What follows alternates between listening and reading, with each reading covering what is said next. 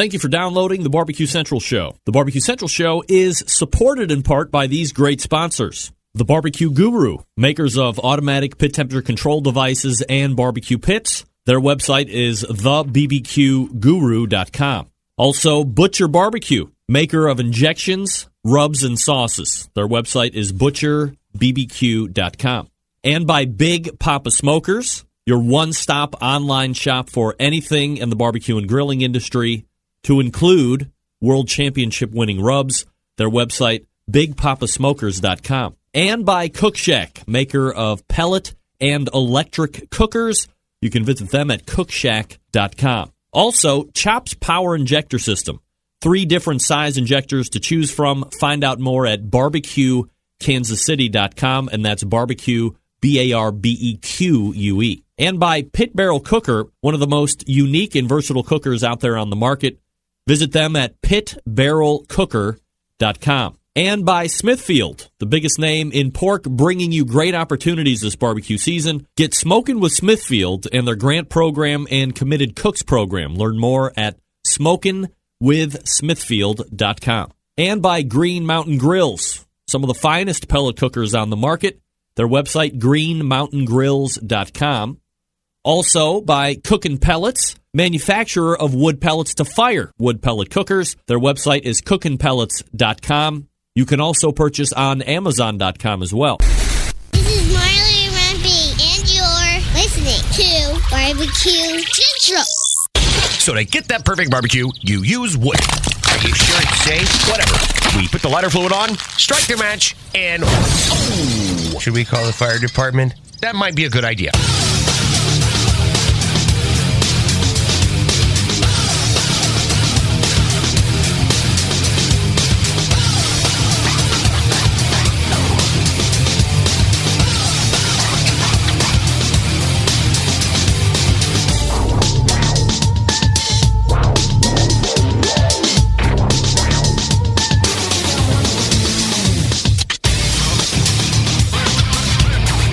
All right, good evening, and welcome to the really big Barbecue Central Show. This is the show that talks about all things important in the world of barbecue and grilling. We're broadcasting live and direct from the Rock and Roll Hall of Fame city of Cleveland, Ohio. I'm Greg Rempe. Happy to have you aboard here on your Tuesday, 4th of July. Hey, even though the show is jam-packed, if you should see fit to want to jump into the show this evening, there's a couple ways you can do it, and here's how you would do that. You can get in touch with the show by calling 216-220-0966. Email Greg at the BBQCentralShow.com. On the Twitter and Instagrams at BBQ Central Show. Anything else you want to find out about the show can be found at the main website, thebbqcentralshow.com. And here's what's happening. Because nobody got the newsletter. That's right. No. I have to imagine there is a sizable portion of the Centralite listening audience that thought for sure there was no way that Rempe is going to saddle up and do a show here on July 4th. Well, guess what? You're wrong. You're wrong. How dare you question my integrity and my loyalty to the show, and not to the show only, but to the Centralite public. You realize, of course, that there will be thousands and thousands of Centralites that will be waking up tomorrow ready to consume the Barbecue Central Show podcast, which the overwhelming majority of you do, Wednesday through the following Tuesday, whatever it is. And they're going to wake up and they're going to want a new Barbecue Central show tomorrow, which is Wednesday for those of us taking it in live today. Because the number is meager. The live number, folks, is meager tonight, which I get. In 30 minutes, there's going to be fireworks blasting off. You're going to be celebrating the 4th. Some of you have already perhaps been vomiting because you've drinking too much. You've eaten and drank too much. I get it. I mean, I had to stay in my lane all day today, make sure I was hammering down the 3 guests that I got and not overdoing the libations, taking in this great holiday. And this is a great holiday. Whether you are Republican, Democrat, or likewise, folks, I'm here to tell you, I've taken a recent survey, and this still is the best country to live in on the face of the earth. It is. Even though North Korea is blasting off intercontinental ballistic missile successful tests that could, in fact, reach Alaska if they so desire, never fear, for tonight we are talking about barbecue and grilling stuff. And real life will have to wait yet another day. So, do me a favor. Let everybody know that the show was on. Send them to a couple different websites. If they only want audio, which I certainly appreciate, send them to my website, thebbqcentralshow.com. If they want video, they want to see this masterpiece unfold before them and their very eyes, send them to the longtime syndication partner of this show, outdoorcookingchannel.com. You can also send them to IP television platforms, Internet Protocol, I believe they call it. IPTV.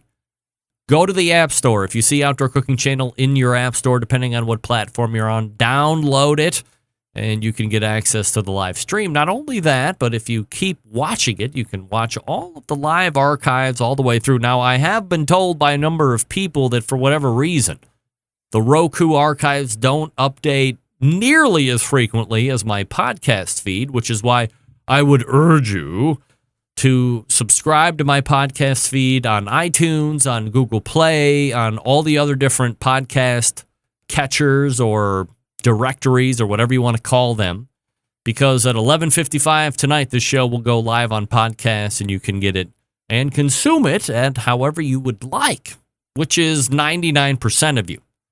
By the way, the month is over of June, and I can tell you without a shadow of a doubt, the largest month of downloads we have ever done. Ever. I'm very excited about that. The month before that, I can tell you that it was the most downloads that we ever had. We were close to 23,000 downloads last month in June. We were 20,000 the month before that. We were 18,000 the month before that. I'm telling you, folks, the last 5 months have been record after record after record. And some of that thanks has to go to JK Media, my media partner who I have been working with here over the last 3 months or so, trying to get the word out about the show and getting the subs and all that other stuff. So shout out to JK Media. Here's what's happening on the show, because you didn't get the newsletter. It is the first Tuesday of the month, so if you can believe that I'm going to be pulling in a Barbecue Hall of Famer, well, then you can believe that. At 9:14, it is in his customary spot, Ray Lampe, Dr. Barbecue. Lots to talk about with Ray. At 9:35, he is Canadian. We won't hold that against him. He is a YouTube star and sensation, and a longtime Centralite, Jason King, barbecue food for you.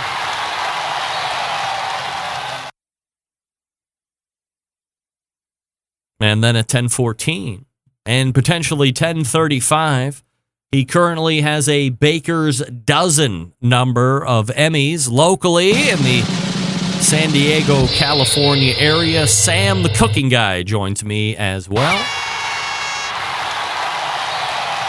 Probably been about 6 or 7 months since we had Sam on the show. So looking forward to talking with all of those gents. Sam, Jason, and Ray rounded out. Of course, should free time allow, love to have you on the show as well. 216-220-0966 or the email greg@thebbqcentralshow.com. Kind of sad news, mostly for me, to a degree, and the greater Cleveland folks, but 2/3 of the ownership of BBQ in Parma, and of course I had all 3/3 of those people here, I don't know, a month or two, maybe it was 3 months ago, You remember them. They were the 3 live and studio guests. We were talking a lot about barbecue in Cleveland. But 2/3 of those, John and Barry, have sold their interest in the restaurant back to the now current owner, Danny, who was also in the live segment guest portion of the show when they were all down here. So they've sold all the interest back, heading north and west. Is that west? West, depending on how you're looking at the video. John and Barry heading to Portland, Oregon. What? So here's what I can tell you. At no point now plans to open up a barbecue restaurant out there. Not that it would benefit me, of course, but I want to wish John and Barry all the luck in the world heading out there. Knowing them over the past year or so has been a true joy. Really great people, and wishing them well as they start a new chapter out there in the Pacific Northwest. In regards to the restaurant here in Cleveland, it does continue to operate day-to-day by Danny, who is now the full-blooded steak owner in the restaurant. And I have been there in successive weeks, and I can sit here and tell you without a shadow of a doubt, the brisket game is on point. More updates to come as they develop at one of my favorite barbecue restaurants here in Cleveland. In fact, one of the 3 that I will actually recommend, and now I guess it would be 4 because one of them has opened up a second location. So there's a BBQ in Parma, there's Mabel's downtown on East 4th, and then you have Proper Pig, which now has 2 locations, one in Lakewood, one in Menor now on the east side. So they got you covered east and west. Very excited about that. But still 3 businesses, 4 locations to tell you about, but 3 businesses. A programming note here before we go into the first break. There will be no live show next week. Get that big stuff out of here. We will be doing business in a remote location that shall remain nameless at this point. So we'll have probably the Blake Carson show next week. If you missed that, you're going to love it. Folks, let me talk to you quickly about the Barbecue Guru. If you're looking to turn up the heat on your barbecue skill this summer, you're going to need to get your hands on the most advanced barbecue automatic pit temperature control device ever on the market. Of course, we're talking about the CyberQ Cloud. That's right. The CyberQ Cloud is great because you can hook it up to your local area network.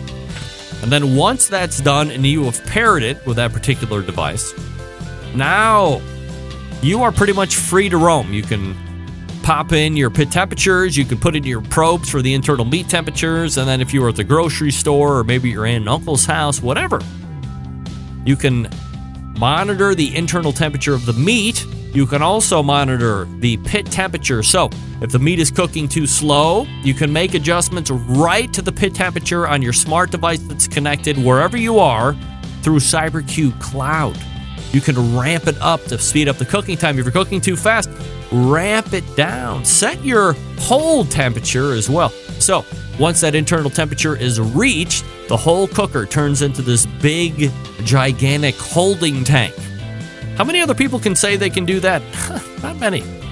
Also, if you're ready to buy cookers, how about the Shotgun Cooker, named after Shotgun Fred, the original owner and creator of the Barbecue Guru? Come on.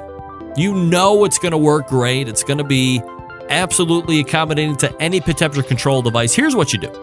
Head on over to bbqguru.com. Grab them up while they last. If you have any questions about what to order, don't guess. Please don't guess. Call them. 800-288-GURU. Or visit the website bbqguru.com. The Barbecue Guru continues to be a breakthrough in barbecue technology. That's bbqguru.com or 800-288-GURU. The Barbecue Guru continues to be a breakthrough in barbecue technology. We're back with Ray Lampe right after this. Stick around. We'll be right back.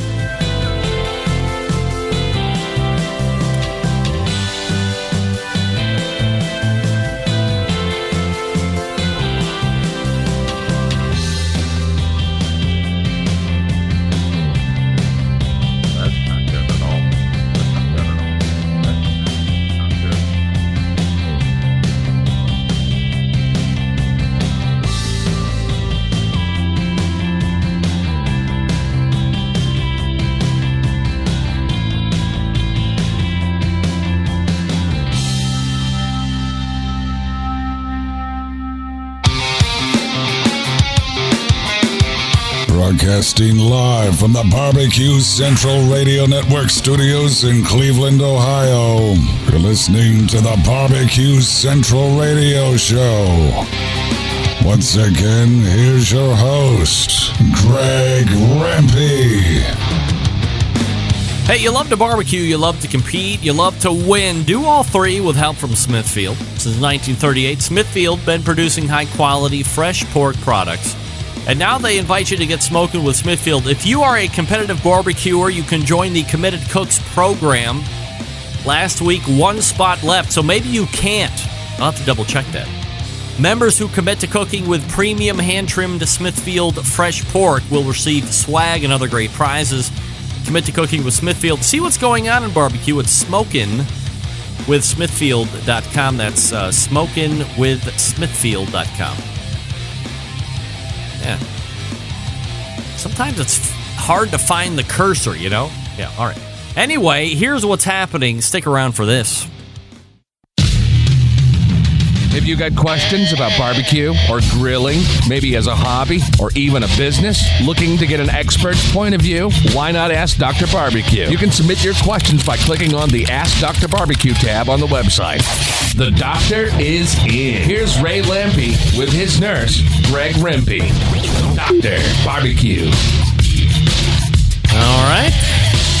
Now we got to see if Ray's going to show up here. Let's see.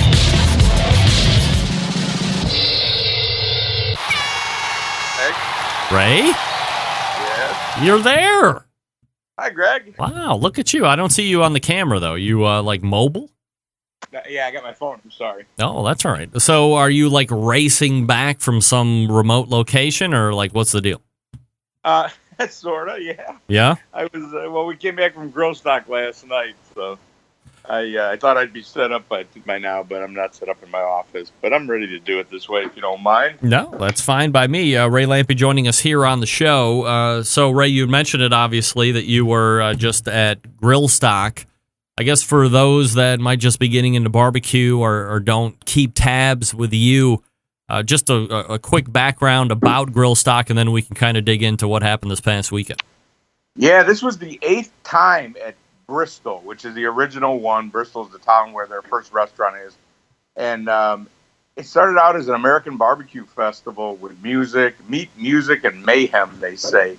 And the idea was good, but in the beginning, nobody really knew. It was really funny. They would come to the American barbecue festival dressed in, like, hillbilly Halloween costumes, because that just seemed right to them, the guests. If you're coming to an American festival, you better dress like a hillbilly. It's come so far, the 8th year now. The food, all the food, 27 entries in the 4 traditional categories. Every one of them could have been a legitimate KCBS entry. Wow. I mean, it's come so far. The smokers, there's guys making drum smokers over there now. There's guys making, like, cabinet smokers. Weber has got a big influence over there. I mean, it's really come so far. It's really very cool. Is it odd for me to say that English people think that you need to be dressed up in hillbilly garb to be like Southern barbecue guys? Is that what they thought? Well, they did at the time. Yeah, they've come. It really is amazing how far it's come. Yeah, they've quit doing that too.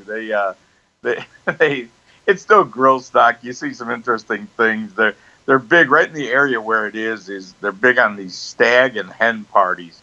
And when they have a bachelor party in the British folks, there's like a whole theme to it. So you'll see guys dressed like, you name it. We saw a group of guys dressed as soccer players or clowns or all kinds of different things. It's really, they go all out and they party for the whole weekend dressed like that. So you'll see that, or you'll see an occasional guy dressed as a hot dog or some sort of theme thing, but we don't see the hillbilly costumes anymore.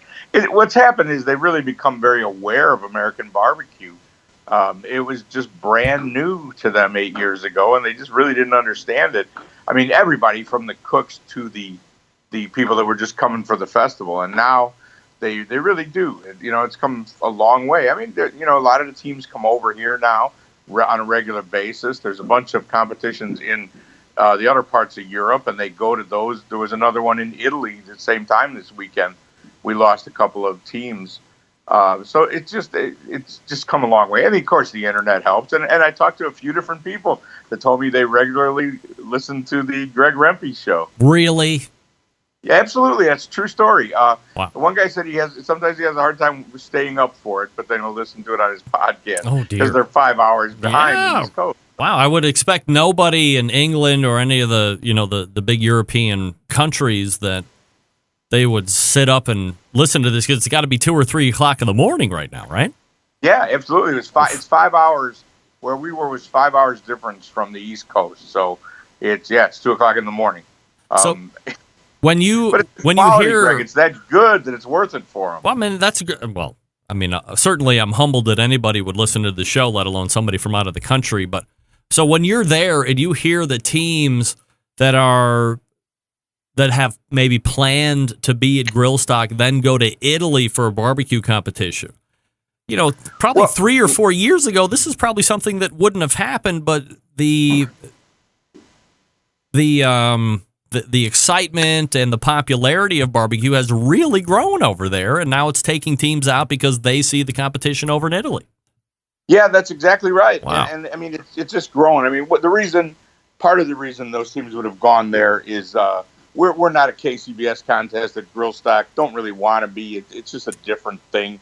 But they're going for KCBS points. There's a European circuit, a Team of the Year thing.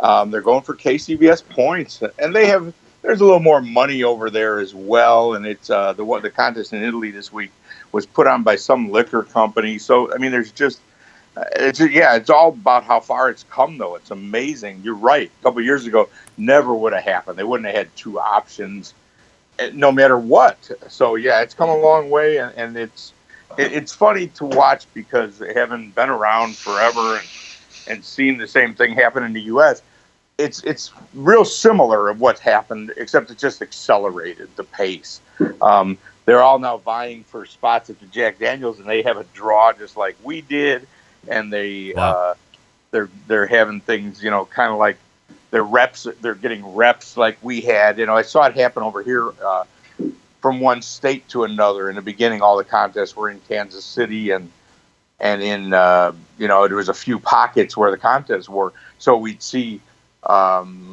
Kentucky as an example. All of a sudden there'd be one contest there, and everybody would go there because it was an automatic qualifier. And then some of the more remote places, the Dakotas and stuff. And that's what we're starting to see over there too. It's really interesting to see the similarity. It's just so accelerated probably because of the internet. I was telling somebody this weekend, I remember the days waiting for the KCBS bullshit to arrive and reading it because that was the only way we got the news. From a meat quality standpoint, is there no difference at this point between what the teams here in the States get and what they get overseas, or is there still a little bit of a discrepancy?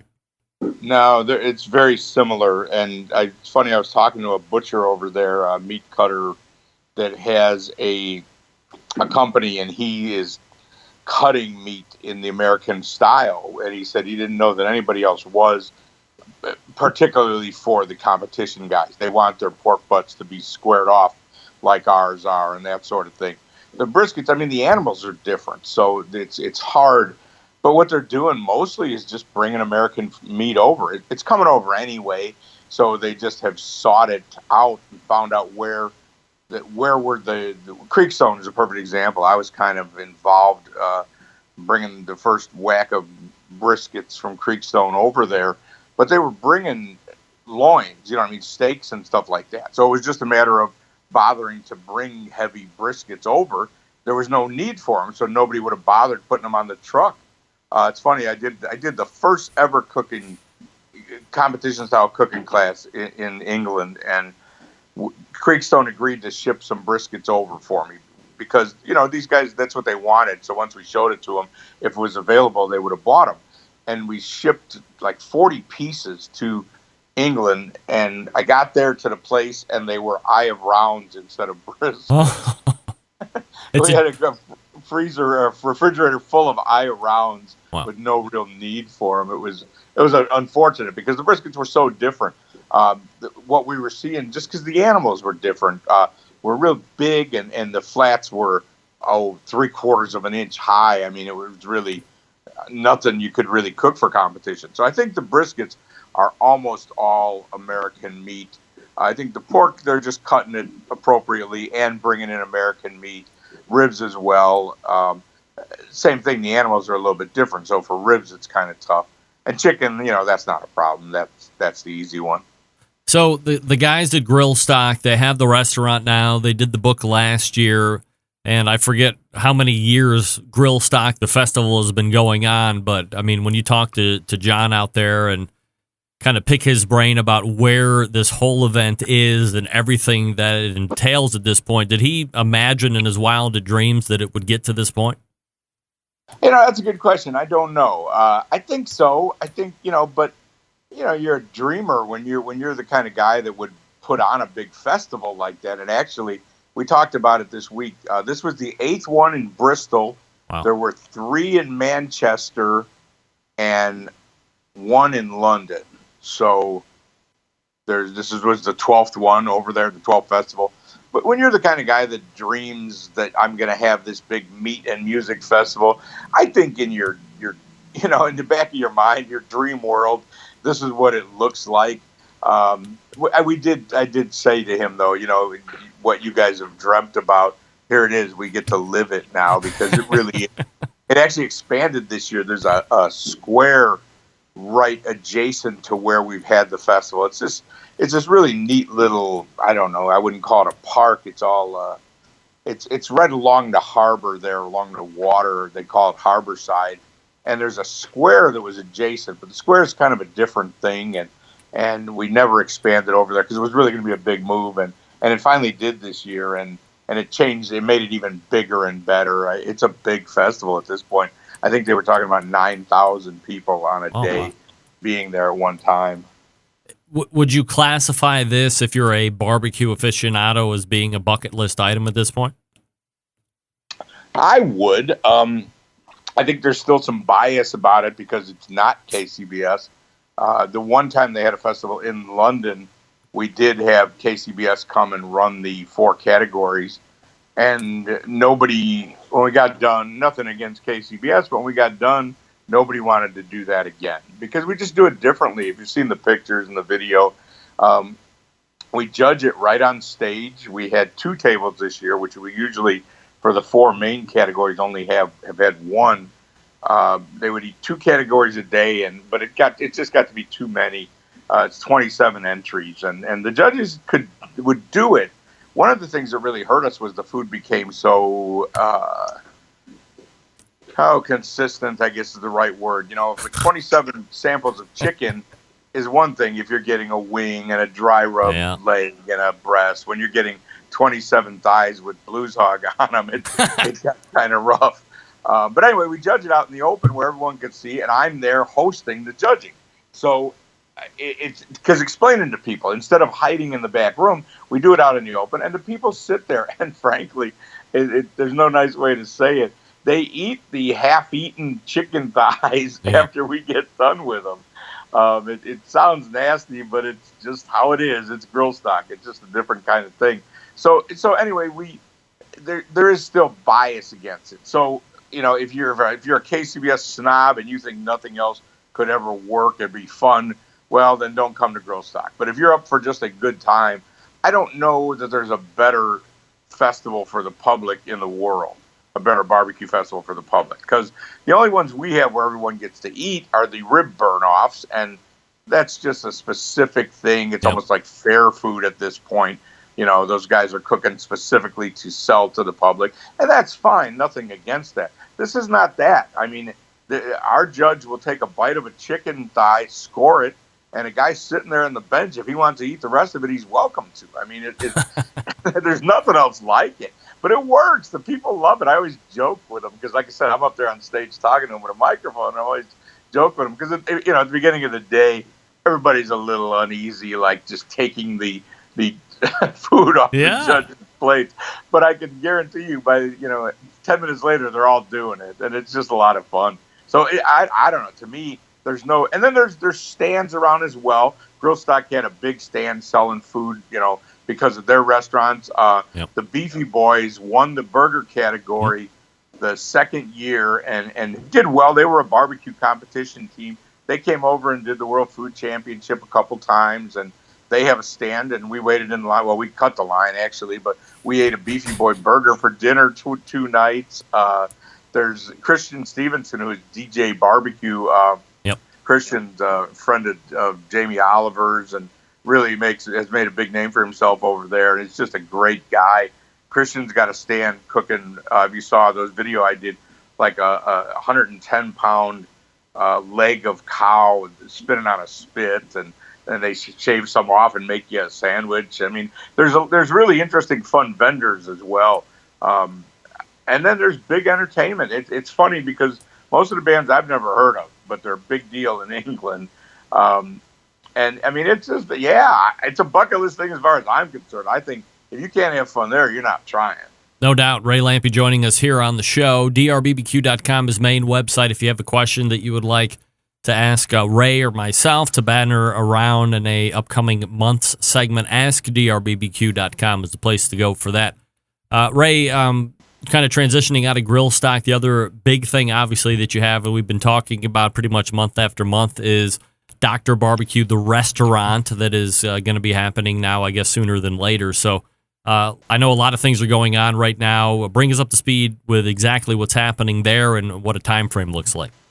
Yeah, it's funny you said Dr. Barbecue, the restaurant, because Dr. Barbecue is the name of the place. Yep. But on social media, we've got two different, on Facebook, I've got my old page, and we've got a Dr. Barbecue, Ray Dr. Barbecue page, and then we got the Dr. Barbecue page, and it's getting confusing. We were talking about it the other day. I think we're going to start calling it Dr. Barbecue, the restaurant. But anyway, yeah, we have broken ground. It was a kind of a small industrial building. A little steel company was in there, and the building's now been gutted, and we're just waiting. The permits we're waiting for them to come through. It should be any day, and then it'll go fast after that because it's just an empty building, and the plans are in place. The builder said the plans were the best he's ever seen, wow. Which is, although of course the city rejected them first whack, but you can expect that. But everything's in really good place right now. We should start soon. I'm excited now. Now we're ready to get after it. I saw that you have in place a fairly well-known pitmaster out of Lockhart to take up some of the barbecue stuff along with yourself. Yeah, Lee Jasper is the guy's name. Suzanne and Roger are my partners here, and they've got a kid going to college at Texas A&M, so they go there all the time.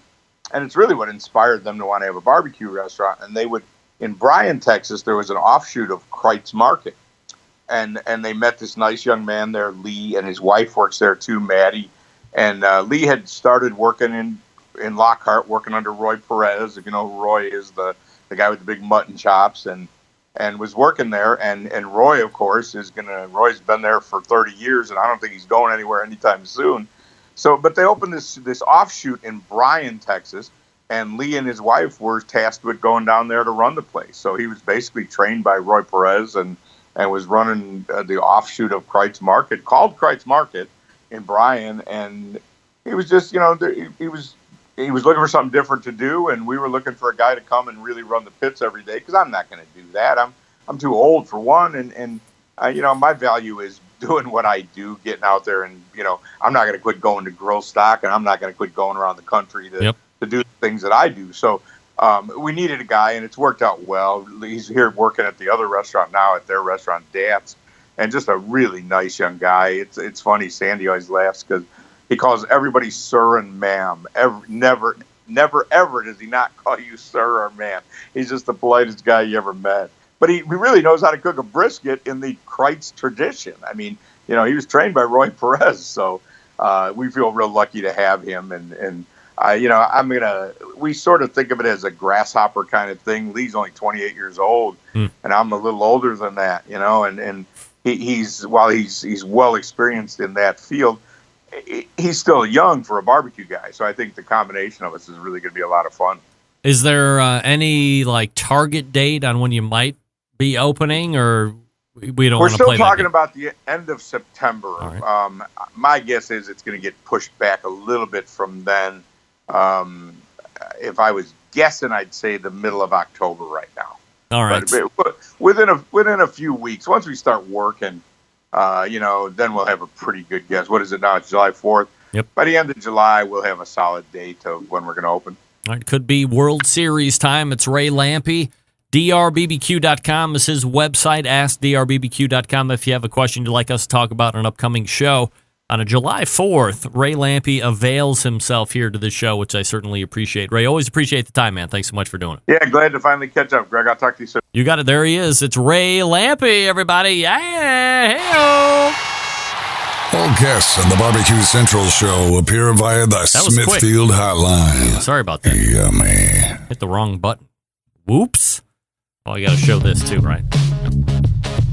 All right. Come on, it's a July 4th show. We're just muddling through it here. Sorry, Ray. Cut you off. That's all right. He's got to go. He's got to go watch fireworks here. They're getting ready to go off in about 15 minutes. I'm going to tell you about a new brand of firework called the Cook Shack Cooker. That's right. Cook Shack manufactures smoker ovens for barbecue lovers with any amount of experience, whether you barbecue in your backyard, on the competition circuit, or in a 5-star dining facility. Cook Shack has a unit that will do the job, and with a full line of barbecue sauces, spices, pellets, and wood chunks. It's the perfect one-stop shop. Cook Shack strives to be your barbecue resource center by offering cooking classes, online recipes, how-to videos, 2 blogs, smoke and grilling 101s, and a video cooking classroom. Check out their website at cookshack.com or follow them on Instagram, Facebook, YouTube, Twitter, Pinterest, and Google+. Get advice to share your passion for barbecue on their world-class barbecue forum. Cook Shack pellet-fired smokers are the choice of champions because they were designed by a champion, Ed Fast Eddie Morin. The FEC 100 and PG 1000, always customer favorites. The PG 1000 can double as a smoker and grill. Low and slow or hot and fast, the pellet grill line gives you the most for your money. Cook Shack residential electric smokers are the #1 smoker in the industry. High quality means high durability and versatility. Anything you can make in your oven, you can cook in a Cook Shack. Passion and dedication drives Cook Shack's manufacturing, with quality always being at the forefront. Get the best in barbecue since 1962 or call 800-423-0698. That's 800-423-0698. Or visit the website cookshack.com. That's cookshack.com. All right, we're back with Jason King from Barbecue Food for You right after this. Stick around. We'll be right back.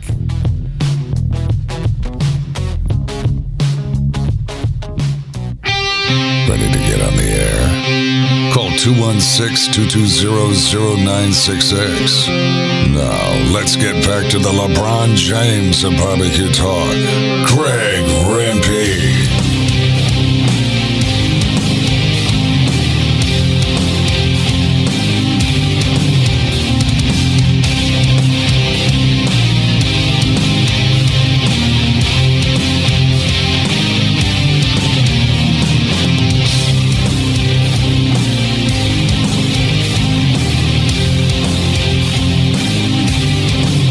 Hey, this portion of the show being brought to you by Green Mountain Grills. Manufacturers some of the best pellet cookers out there on the market today. If you're looking for a big cooker to house a lot of food, they got one for you. Medium size, got you covered there too. Something to take on tailgates, no problem. Got you covered there too. Also, supply you with pellets to cook on those pellet-driven cookers. You can also get that high-heat pizza oven, which is absolutely phenomenal. I love my Green Mountain Grill. You could love yours as well if you just visit the website greenmountaingrills.com. All right. Well, trying to call Jason. Okay, here we go. This is the one that I missed, of course. But nevertheless, if you are looking for YouTube advice, if you're looking to talk to a guy that is solely about barbecue food for you, this is the guy you got to talk to. You know who he is. Come on, he's a loyal Centralite. Everybody sees him around. It's oh, hold on, Jesus Christ. Sorry, wrong button. Jason King joining me here on the show. Kinger! Hello. Hey, Rampy, hey. how's it going? Good. Thanks for having me on the show. Happy 4th of July to all my American friends. Yeah, and happy belated Canada Day to you like a day or two ago. 150. That's a big number, right? Yeah. Yeah, all right. Well, 150 years. I mean, it's certainly no whatever number of years we're at, but keep up. You'll make. So here's the deal. Over the weekend, I was in, dare I say, Pittsburgh. Get that big stuff out of here. Being a Cleveland guy, it pains me to say as such. Football reasons only. And I was at this restaurant called BRGR Burger. And would you believe that as a appetizer, if you followed me on Instagram, you saw it, poutine. Poutine's everywhere. Yeah. Talk to me about poutine. Poutine. You can get poutine now. You can get poutine at McDonald's around here. Really? Any fast food place. So homemade fresh fries. The real thing that's always missing is authentic cheese curds. Yeah. So, but not breaded cheese curds, just the curds part. Yeah, just the cheese curds. Yeah. And the true traditionalist, it has to come from Quebec, where the French people are. Do you need to have the green scallions and onions and all that? Oh, no. And there's poutine places. You can add almost anything you want on there. They get wild. So even downtown Toronto, there's street vendors, the street truck people, straight poutine, but dozens and dozens of things and different ways you can make it. So it's really up to you. Yeah, it was like me and my middle daughter were eating the poutine. My little one wasn't having any of it. Because she's like chicken nugget and fries kid at the restaurant. No matter what restaurant we're at, heaven forbid, it's got to be chicken nuggets or fries. But the middle one is a little more adventurous. Her palate is a little bit more cultured. And I was like, hey, look at this poutine. What is that? It's fries and gravy and cheese and maybe some bacon. They said we can add an egg if we want to. I mean, we didn't add the egg, but we did everything else. And I forgot to, I hate green onion in general, scallion, all that. I hate it. I forgot to get it off. So I had to go through and pick everything out, but well worth the labor. I mean, it was delicious. Oh, yeah, and that's what I mean. The places around here, you can add so many different toppings. You can almost build the way you want. Yeah. But it's like a meal before you actually need to order the meal, I guess. It's been around here for so long, you kind of just get used to it. I know. Yeah, Canadian delicacy that the Americans are just getting introduced to. Absolutely fabulous. All right, Jason, so let me talk to you quickly about your background before we get into the YouTube stuff and the barbecue food for you. Are you somebody that grew up in a kind of a live fire environment? Is it something that you picked up after you got out of the house and became a professional and all that stuff? Where's your indoctrination into this? Ted Reeder, when I was a kid growing up, he used to be on TV every weekday. So you'd have your morning cartoon shows, your hunting and fishing shows, and then Ted Reeder would come on. King of the Q. Legend. So yes, started watching that. I had to be 8 years old. Yeah. And then go out, start playing with the barbecue, and as I grew up, you had to cook. You had to learn to cook if you want to eat. So I'd always go to the barbecue so I can make a mess, and it was real easy to clean up, right? Were your parents like real big into live fire, or was it just you? No, we always had a barbecue and everything, but I took it to the next level. Even before I started the whole barbecue food for you, I think I had 4 barbecues at the time. Wow. So it's just something that's grown and started as a kid by watching Ted Reeder on TV. It used to be on cable TV every weekend. So would you equate Ted Reeder to the American version of Steven Raichlen then? Ted's wilder. Yeah, I mean, Ted's way cool. There's no doubt. Ted's the man. I love Ted. I have Steven Raichlen on my show once a month, as you know, but I mean, Ted Reeder is a beauty. Yeah, well, you pick up a Ted Reeder cookbook, it's different than any other barbecue cookbook out there. Yeah. I hate to say it, but most of them are pretty much all the same content, right? You got your steaks, burgers, chicken, everything has to sell to that big wide open market, and those are the types of recipes people want to see. But you open up one of Ted's books and you never know what you're going to get, right? It's mild to wild, still throws in the steak, all your normal recipes, but the books are just outstanding. Yeah, I love Ted Reeder. Yeah, watching him on TV and then reading his books, and he's a Canadian. Yeah, So- even better, right? Yeah, Somebody you can glean onto. So talk to me about when you decided that this YouTube thing was something you wanted to be a part of, because I think there is a lot of people are on YouTube, a lot of people subscribe to stuff on YouTube, but it's different than when you are doing live content. When you're a content producer, there's a whole different level and line of responsibilities that are on you, and you start to build a following, and then there's certain responsibilities, and what does my consuming base want to see? What do they want me to make next? It's a huge question, of course, but kind of start from the top, from when you said, hey, I think I want to start a YouTube channel and see where it goes. Well, it didn't start with YouTube. It started with my friends coming over, and I was always cooking great food, and they actually liked it. So they sort of pushed me in the direction, start taking pictures, and the pictures came out. I'm surprised at some of the pictures I take, actually. They almost look like they're out of a magazine, right? But it's just me in my backyard. So I started taking the pictures, started a Facebook page, and all the other social media accounts that went along with that, and then started posting videos. And it's at first I never thought about it, but it's a great way to be creative, and you're inspiring people at the same time. And the best compliment, you probably get it when people thank you for your show or the work you do. So it's satisfying at the same time. I have a good time. I got to eat anyways, so slap at the camera, right? And I'm not doing anything fancy. I show everyone what to do. Everything is pretty easy. I don't go too wild with any of the equipment or hard to find ingredients. So it's something that people can actually cook for themselves. And I guess that's the key, right, Jason, is to when you're doing it, obviously it's a little bit more of a pain in the butt when you have to set up the camcorder and you got to edit. It takes more time. You have to explain everything because usually if you're in the kitchen by yourself, you just whip stuff together. But yeah, you have to set stuff up. You have to take your time, explain everything. So yes, actually cooking something that would take you an hour might take you 2.5.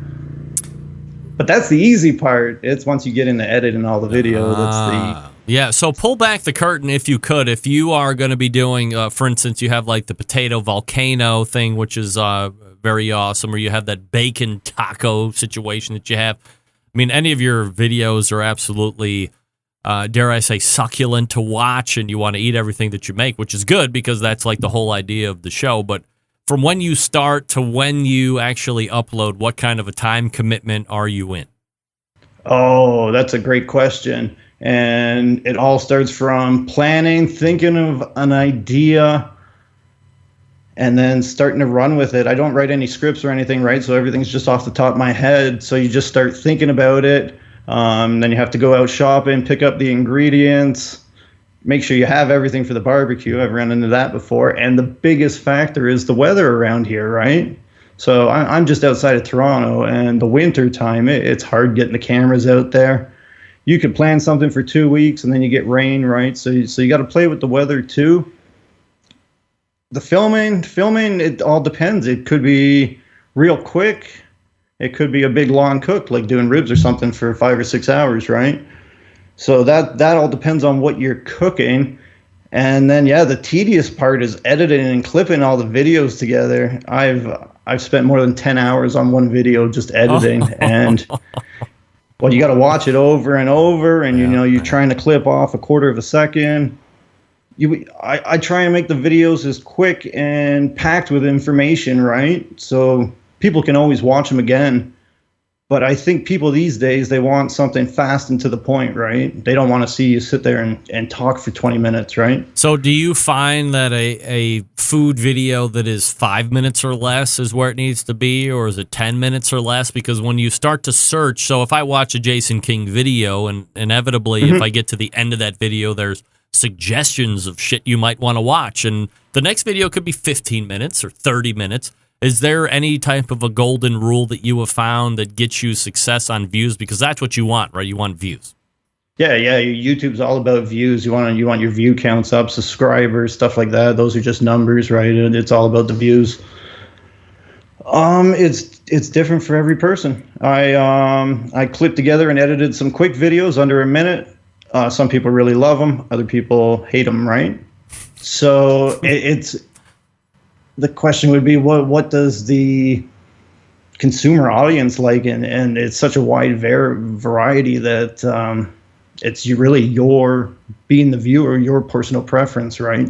Well, so I guess the question that I'm not asking is as somebody who sits there and records an audio show each week, me.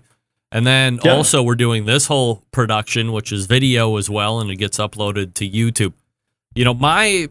My singular focus is to get people to subscribe to my audio podcast because for whatever reason, a number of years ago, some douche decided to start clicking on ads on my YouTube page, and he got my whole YouTube page eliminated, and now I can't make any money on the YouTube because I hear all the guys, Epic Mealtime, all these great successful food shows on YouTube are making that YouTube money. Well, I've been disqualified because somebody decided to be Mr. Smarty Pants and ruin a good time for everybody, and no matter all of the appeals and requisitions I put in, I always get denied. As recently as 4 weeks ago, denied. So it's not so much the ads. I think it's even YouTube, Google has bots that will pick up on copyrights.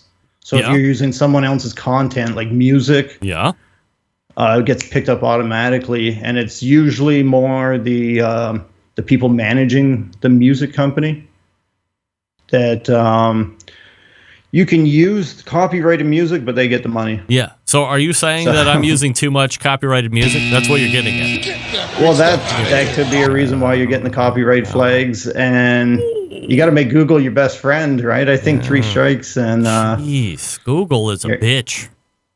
Yeah, well, number one search engine. Same with, I was emailing you about SEO, which is like search engine optimization. Yeah. So top thing is the title in your video. So what's the best way to put a title in the video? What do you have to say? Well, I'm just using your show. No one's ever going to search for it, right? If you're trying to drive traffic to your site, who's going to search for episode 7? That's it, right? And then another easy thing, if you go into your YouTube profile, you can fill out a whole description that's there every single time. So you can put your show notes, you can put all your links and everything, and every time you re-upload another video, if you want to add to that, that's still all there. So again, you have nothing in your description either, right? So you have a hard title to find with your videos, nothing in the description. So it's going to be hard for people to find. And you want to drive them to your podcast, right? From an instant success, whether you're me trying to be like a guy that's trying to drive people to sub to the podcast, or if you just want people to sub up to your, does it matter? Like, do people, if you want people to subscribe to your YouTube channel, obviously you can put up those little cards that say hit the subscribe button, or you can do a call to action at the end of the video and hit, hey, if you like this video, sub this thing, blah, blah, blah. Call to action's a little bit better, but I'm saying for someone to find your video, you need to have it where people search for stuff. So if you're looking for a barbecue rib recipe, you type barbecue rib recipe, and when people search for it, they find it, right? Right in the title. The title, the title is most important. A good thumbnail, if you got a good picture. A lot of people eat with their eyes, so you see a good picture. You read the title, you click on it, right? I think a lot of people think that those tags are the things that matter the most, but maybe not. Well, the YouTube algorithm's always changing. So tags used to be important. I don't think they're so important anymore. Now it's all title. Title and description. Title, thumbnail. Yeah, you need to have a description in there on what the video is, and Google will pick up on certain words. Mostly you'll get search hits from the title, but it will pick up words in the description to lead people in your direction too. But just having nothing there, and August 7th episode 117. Generic stuff that nobody would ever do that we're talking to, right? Nobody would ever do that. We're I'm just way saying too that smart. Yeah. think about what people search for. So come Thanksgiving, people are looking for turkey recipes, right? Or almost free porno that I can watch without having to commit that I'm 18 on YouTube. Right? Something like that? No, Something no like nudity that. on No YouTube. nudity, right. That's right, And unless you're 18. And about a month ago, they really clamped down on all the advertising. So anyone that has any type of questionable content on there, they're not making any revenue off. Wow. So if you had a gun channel, a hunting channel, Yeah. even that, you're all unrestricted now. Really? Wow. You're So the pro. some big YouTubers that went down to Like SPF Russia? Yeah, he's going to be restricted, and you're not going to get any type of monetization. YouTube doesn't want to run ads on any type of controversial. No way. That dude's got like 3 million views of video. You know who that guy is, right? SPF Russia? Oh yeah. I've watched his videos. Yeah. The fake Russian. Mm-hmm. I am professional Russian. That guy who's really American. Yeah, it's great. I love him. I don't see too much of him the last little bit though. But wow. No, he got really big. Yeah, I used to love his videos. But again, if he's been a content creator for how many years, making great content, people subscribe to. YouTube pretty much pulled the carpet out from under his feet and said, "It's not advertiser friendly, right?" But I don't know. I like guns, so I mean, it was good for me. But I guess America hates guns. Well, you can still make the videos and upload them, but you can't make any money. The money comes from those little ads that pop up, or sometimes you see a quick little pre-roll ad. Sometimes you can skip them after 5 seconds. Right. Sometimes the longer ones. So your YouTube money too also depends on the type of ads that are running. So there's no set amount on. Say you get 100,000 views. Right. You can't guarantee you're going to make this much money because it all depends on what ads pop up, which you have absolutely no control over, right? So wow. All right. So you're the man. So here's the website if you want to check out Jason King on the internet. BBQ Food, the numeral 4, the letter U.com. I almost got in trouble with a similar website and almost got sued, but nevertheless, BBQ Food, the numeral 4, the letter U.com. And subscribe to him on YouTube, right? Everywhere. With that too. Yeah. And as a matter of fact, you can find him mostly in the chat room Tuesday nights hanging out because he's loyal. I love the show. Yeah, I love this guy. Jason, appreciate the time, man. Thanks so much. Thanks for having me on. You got it. There he is, Jason King. Woo! We call him Kinger, where I come from. That's right. All guests on the Barbecue Central show Kinger, appear via the down. Smithfield Hotline. Love it. Yummy. You ever wanted to make that YouTube money? Kinger making YouTube money, but also saying, hey, if you got controversial things happening, which evidently I do. I didn't realize that, but whatever. I still think it was some jackass clicking my ads like 6 years ago that has ruined it for everybody. You know, I have a 2-hour show when I was talking about segment times, like which ones hit. I mean, mostly 2-hour shows probably aren't in the wheelhouse of everybody's attention span. That's why you need to sub up to my podcast. All right, folks, are you looking for a versatile smoker that's easy to use? Check out the Mac 2-Star General Pellet Grill. Hold on a second. All right. Big Papa Smokers is the one-stop online shop for all things barbecue. Curated selection of the best outdoor cooking products ever. Everything at BigPapaSmokers.com has been Pitmaster approved by Sterling Ball himself. From the award-winning rubs and sauces to the American-made grills, smokers, Big Papa's has everything you need to be a better outdoor cook. Whether you're in the backyard or if you're on the competition circuit, Big Papa Smokers has something for you. BPS, also known for their championship rubs and seasonings, popular flavors like Sweet Money, Cattle Prod, Cash Cow are proven winners on the competition circuit and at the backyard. Big Papa Smokers offers 13 perfectly balanced flavors that will transform ordinary meals into extraordinary. Whether you're cooking to impress judges or grilling for the family, BPS award-winning rubs and seasonings do not disappoint. Pick up a bottle a day at BigPapaSmokers.com. Look to improve the flavor of your competition barbecue recipe. Big Papa Smokers has combined forces with rub company Simply Marvelous Barbecue to form what is now known as the West Coast Offense. Over the past years, West Coast Offense has cornered the market on competitive barbecue and redefined the flavor profile that competitive cooks from across the country have aimed for. Big Papa Smokers also has the online exclusive for Simply Marvelous Rubs. Stop by their site, pick some up today. Big Papa Smokers, also the proud owner of the award-winning Granny's barbecue sauce. Looking for a go-to barbecue sauce that will please everyone? Granny's traditional yet powerful flavors that remind us why we fell in love with barbecue in the first place. Find Granny's barbecue sauce and other top-rated sauces at BigPapaSmokers.com. Not a fan of pellet smokers? Take a look at Old Hickory Ace BP Pits. It's the only charcoal cooker on the Big Papa Smokers competition trailer. If you're a backyard barbecue enthusiast looking for a durable and versatile grill that will last forever, the M Grill from Texas is just what you need. They're built like tanks. Not sure what grill you need. I get it.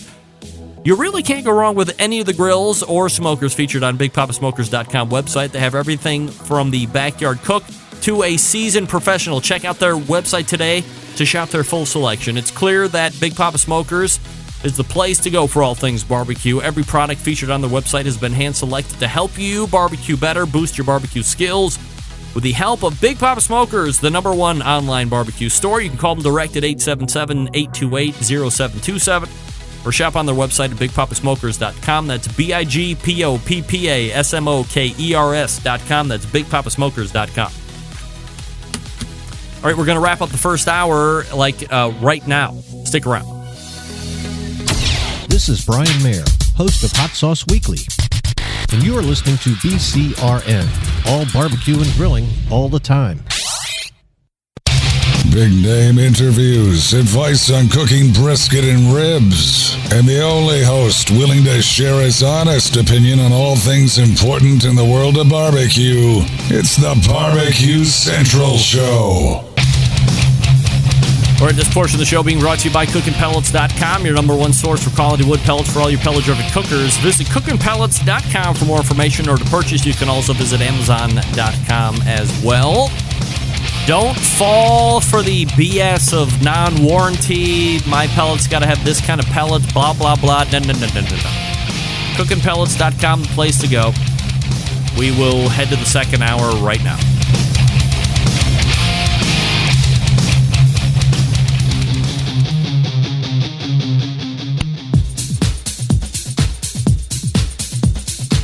Happy to have you aboard here for the Really Big Barbecue Show. Boing. We cook because we have to, and we grill because we want to. Hit me! Fine, how's it going?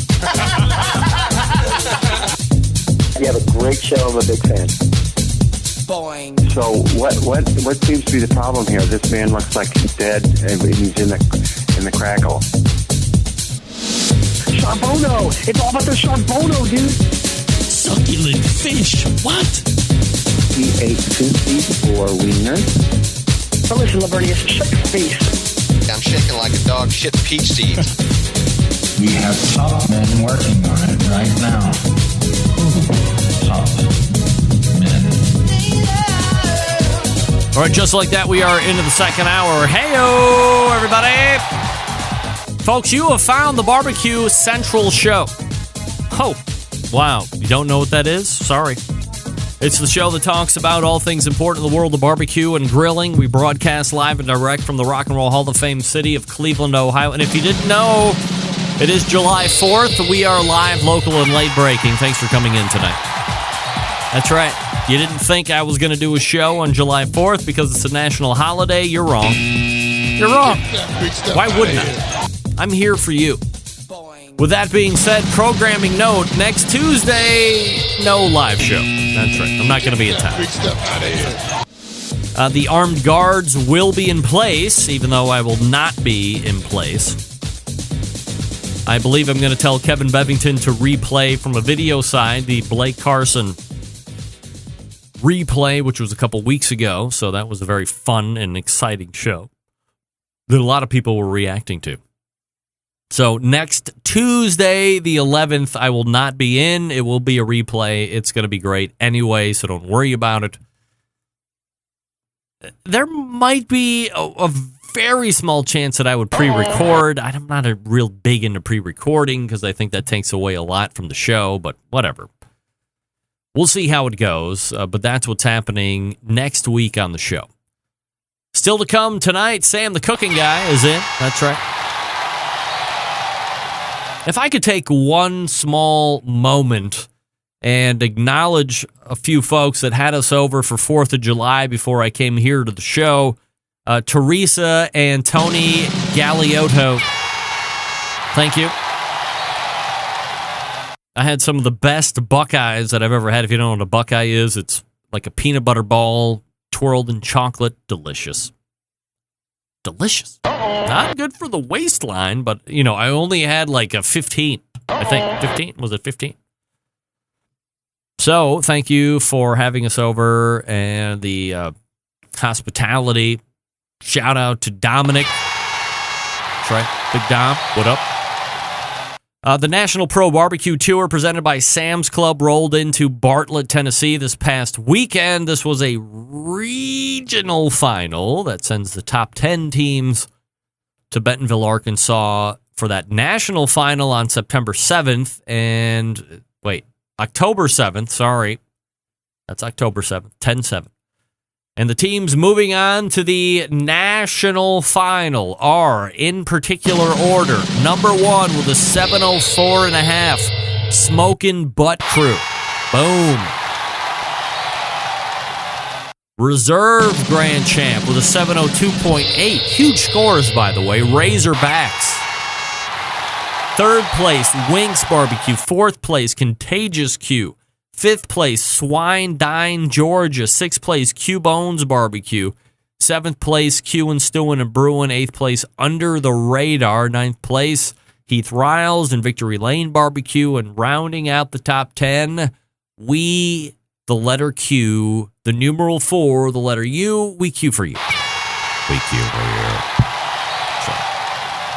A 704.5 wins at 702.8, comes in 2nd place. So almost 2 points between 1 and 2, which is pretty sizable. But then you watch down to 3rd, that's not even 700 points. So about 3 points between 3 and 2, 5 points between 3 and 1, and between 1 and 10, 10 points. Wow.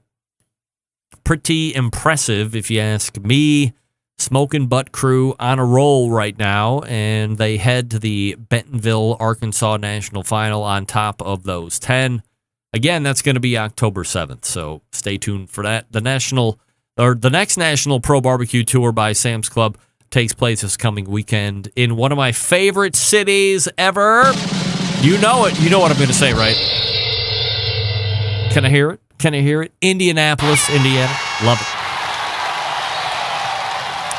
To me, there is no holding Cleveland aside, of course. But when I think about towns that I have been to, and I've been to a number of towns here over the last couple of years, especially as we have gotten deeper and deeper into the National Volleyball JO circuit, which means going broke in a different language. But notwithstanding that, been to Philly, been to Louisville, which is one of my favorite towns as well, been to Indianapolis, Chicago, downtown, Chicago West Side, in Rosemont. We've also been to Columbus. We've also been to Dayton. All of these cities. I got to admit, I think Indianapolis might be, next to Cleveland, one of my most favorite cities to go to. It's small. It seems and appears safe-ish.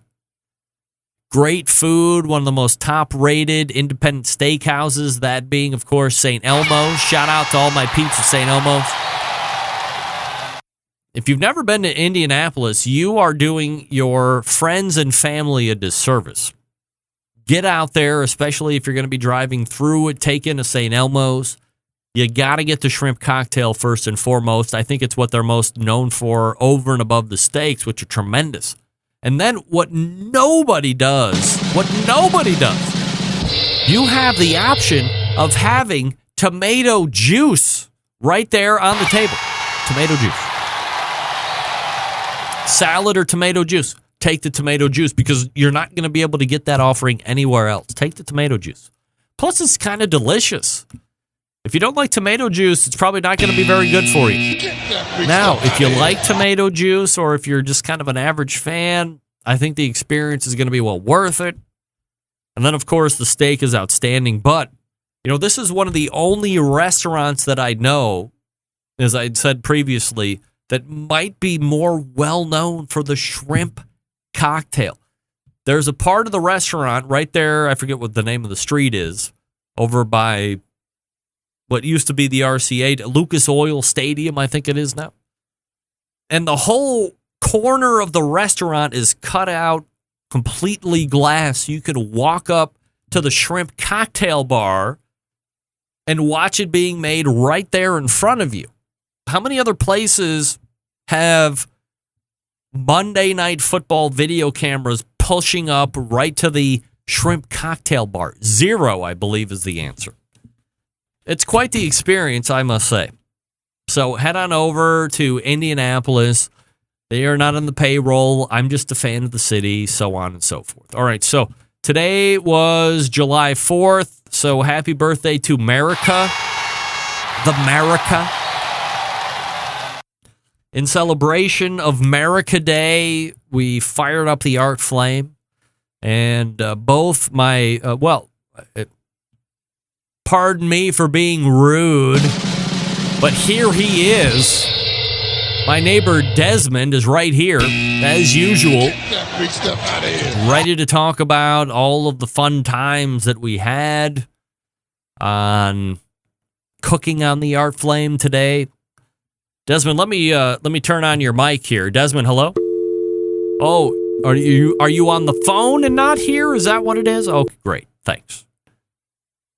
So as you can see, neighbor Desmond continues to be a non-fan of the show for whatever reason. But we took the new cover off the art flame. If you follow me on Instagram, Twitter, Facebook, all that stuff. Denver Cavan sent me a new top or a new cover to the art flame, which I appreciate. Thank you, Denver. And a scraper, which is like specially made. Very nice. $40 retail if you want one. And we fired it up. And I did something different than I have done all of the other times I've used the art flame. Instead of using wood, which you can use wood, I have the classic 40 for those of you that are asking. I bought 2 big bags of lump charcoal, and I went and dumped pretty much like 3/4 of the bag of unlit lump charcoal, then full charcoal chimney, full charcoal chimney of lump charcoal, lit that up completely, sprinkled it evenly around, let it go for about 10-15 minutes, and all of a sudden I'm between 400 on the inner edge out to 300, 350 degrees out there on the outer edge. We did a lot of bacon. Pancakes, French toast, scrambled eggs, cubed potatoes, hash brown potatoes. We did toast. We did sandwiches. You name it. You can do it all in the art flame. I love it. I'm a big fan. And the best thing about not using the wood in the art flame this time was that there wasn't the residual smoke that's cascading over to the neighbor's yard, which happened to be Desmond's yard the last time I was using it. So aside from the grease that was burning off, right? Aside from the grease that was burning off, a clean fire otherwise. So very excited that lump charcoal is a great fuel source. Now, grilling season is officially open for business, and the place to head for all of your barbecue and grilling needs is Butcher Barbecue. Certainly. We know by now that Butcher carries a great selection of barbecue products, but their portfolio of grilling items continues to expand as well. You've heard me talk about grilling oils for a while now, and I really believe these products will change the way you cook forever. These items, shelf-stable, do not require refrigeration like a lot of the other butters do. And with grilling oils, all you need to do is leave them by the stove or take them out to grill and use as needed. Need a butter kick? Use the butter flavor. Need a chipotle kick or a steakhouse kick? You can use those flavors as well. Here's how I use it. The flavors aren't aggressive, so you can build layers of flavors as you flip. Then When I take the steak or burger off, I hit them with a nice little layer of the grilling oil. Perfect to go. And because they're shelf stable, never out of sight, out of mind. That's key. Never resting on his laurels, Dave is always in the flavor lab coming up with new stuff. The newest item right now, Grilling Addiction Seasoning, available for sale right now, butcherbbq.com. Lastly, dealers wanted. If you currently own a barbecue and grilling supply store and you don't carry Butcher's barbecue lineup, what are you waiting for? Hit up butcherbbq.com and request information on how to become a dealer for them today. Not only will Dave thank you, but your customers will reap the rewards by getting their hands on these fine products for themselves. These products are extensively tested, both in the backyard and the competition trail. So now, and only now, you know they're going to deliver the goods. It's great. Head on over to butcherbbq.com. Check out all their products. You'll be happy that you did. butcherbbq.com. That's butcherbbq.com. Always trust your butcher. We're back with Sam, the cooking guy, right after this. Stick around. We'll be right back.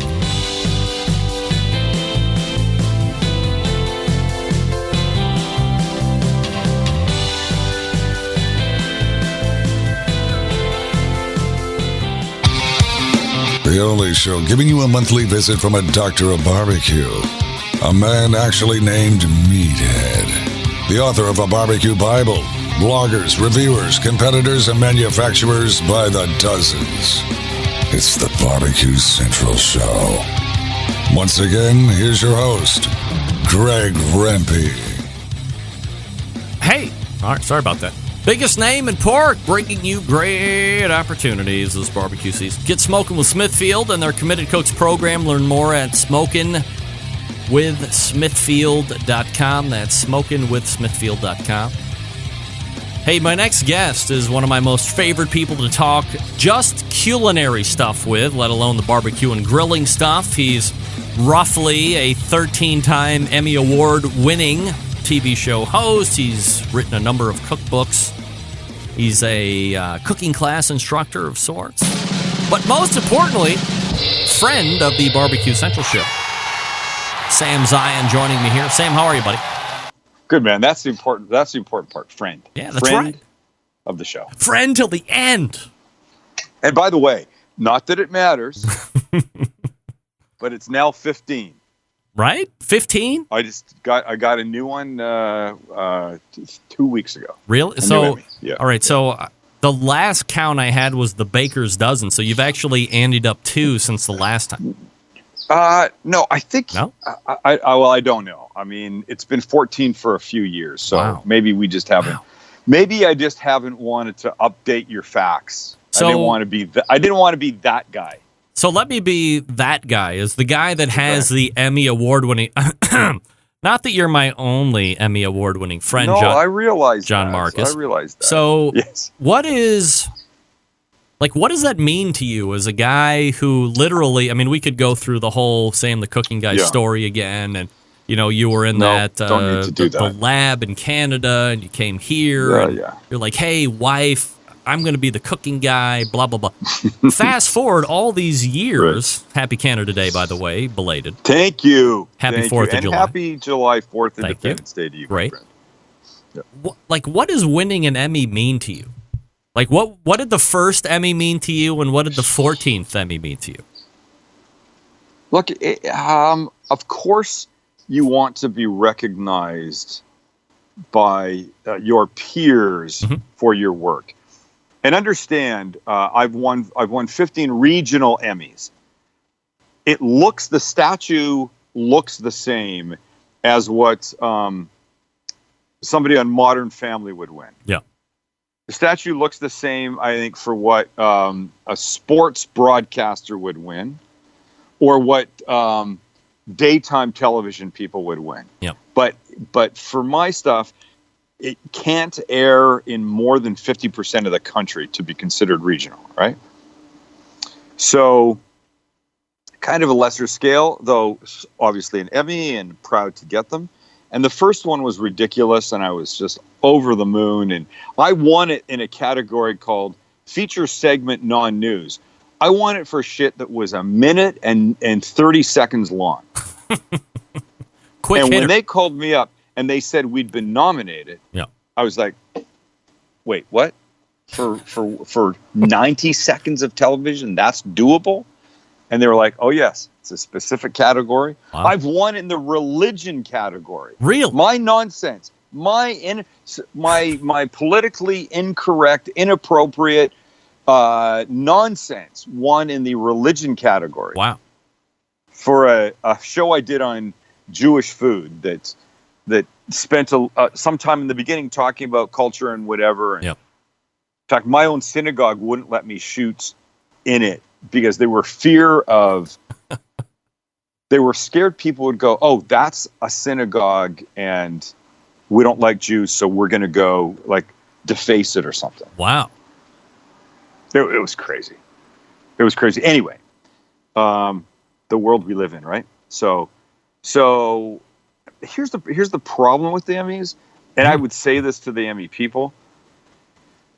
The judging, I get this email a couple times a year right around Emmy season, and they go, hey, we need people to judge Emmys. And what they do is they take 5 or 6 people, and you've got to watch a half a dozen shows that are up in a particular category.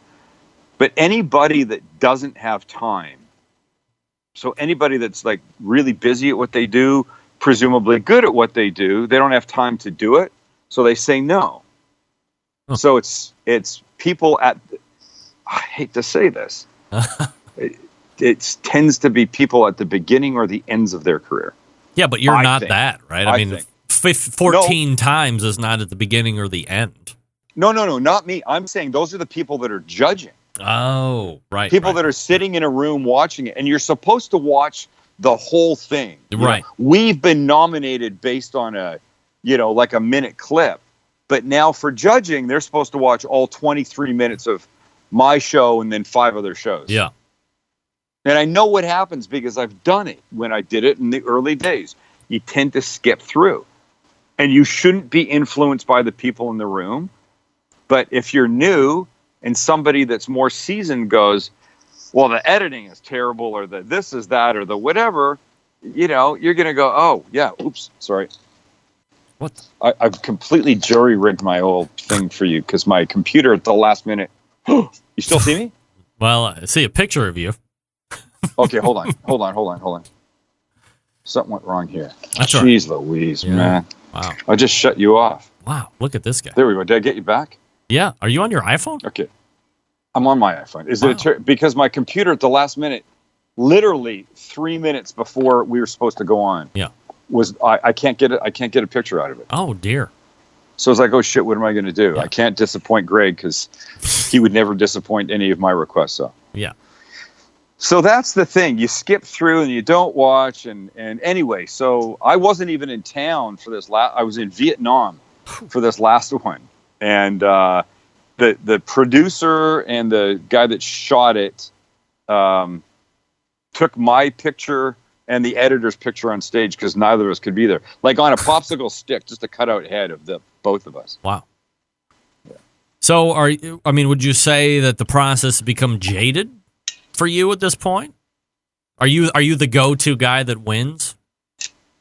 No, because we haven't won for the past like 3 or 4 years. I think. Oh, okay. So you had a little time off, and you've come back. We had some time off when we didn't, and then last year we didn't even enter because I was pissed and hurt that I didn't even get nominated in the past couple of years, which is ridiculous. But and you know what? Look, I don't care what. At the end of the day, Greg, you want to win it. You want to win it. Yeah, of course. Emmy is an Emmy, right? Forget everything that I've said. Wow. My mother has one at her house in Canada. Yeah. And my uncle, who was in the Jewish food show, just as it went to commercial each time, he said a word in Yiddish. Yeah. We split the screen like we're right now, right? Me on one side, you on the other. We split the screen.